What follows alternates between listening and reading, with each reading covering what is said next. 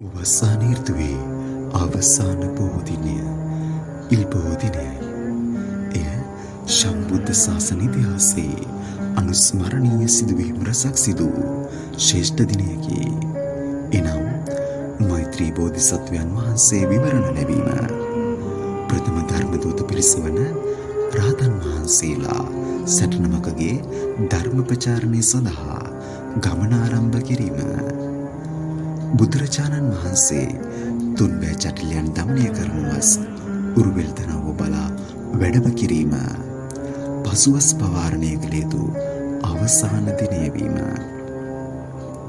චීවර මාසයේ අවසාන පොහොව දිනය වීම, ආර්ය මහා සංඝරත්නයට අම්මා බඳු ඒ අපගේ ශාස්ත්‍රවර අමාමෑණී ශාන්තිනායක තිලෝගුරු සම්මා සම්බුදු පියාණන් වහන්සේගේ අගසව් උතුම් සැරියුත් මාහිමියන්ගේ පරිනිර්වාණය සිදුවීම යනාදී කරුණු රසක්ම සිදු මේ උතුම් පොහොය දිනයේදී පතන්නම් ඔබ සැමට පින් පුරන්නට සිත් පහළවන පින්බර ඉල්පුර පසළොස්වක පොහෝ දිනයක් වේවා.